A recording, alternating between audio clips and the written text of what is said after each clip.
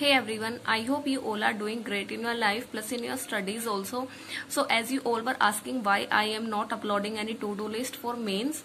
So this is my to-do list. I stopped uploading it because there was less people watching it. So I thought that maybe you have lost interest. So that's why I stopped this daily schedule. But like I got a lot of messages like why I am not uploading this. So that's why I have started this mains plan and I will keep uploading it as I make it for myself. So the first thing is one arithmetic chapter. Okay, I am doing this on daily basis. First I revise the concepts from Ashish sir's classes and then I practice the questions. Right now I am using SK Verma's level 2 questions. So Guidely is providing 50% off on all their offers like their PDF course and their platinum mock test package, and this offer will end soon. So it is the best time if you want to go for Guidely, then you can go for it because this time a huge discount is going on and today is the last day of this discount. So it is the best time, plus by using my code you will get extra 12% discount also. The link will be given in the description. Now I am using SK Verma's level 2 questions to practice on daily basis.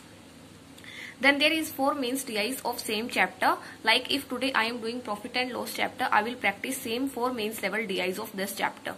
Then there is daily current affairs and previous current affairs revision. And for current affairs, I am using Affairs Cloud. As you know, it is the good source of current affairs. Plus they give the questions in the detailed format and in the quiz format also. So if you are planning to buy their subscription, then you can go for it.